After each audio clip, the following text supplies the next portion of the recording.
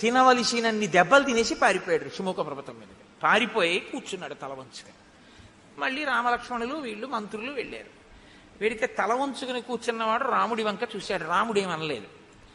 సుగ్రీవుడే అన్నాడు, నా మానాన్ని నేనున్నాను, అగ్నిసాక్షిగా మిత్రత్వం చేసుకున్నావు, సాలవృక్షాలు కొట్టావు, మా అన్నయ్యని కొట్టేస్తాను యుద్ధానికి పిలవమన్నావు, నీ మాట నమ్మి యుద్ధానికి వెళ్ళాను, నన్ను చితక పొడి చేశాడు, నువ్వు బాణం వేయలేదు. నేను వాలిని చంపనని ఒక మాట ముందు చెప్తే ఏమై ఉండేది, ఎందుకు పంపావు నన్ను అని అడిగాడు.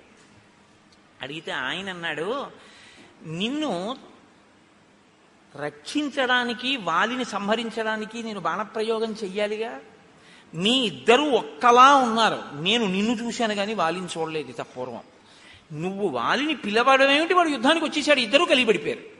ఇద్దరూ కలిగిపడిపోయిన తర్వాత ఎంత పరికించి చూసినా ఇద్దరూ ఒక్కలాగే కనపడుతున్నారు. ఎవరు వాలో ఎవరు సుగ్రీవుడో నాకు తెలియలేదు.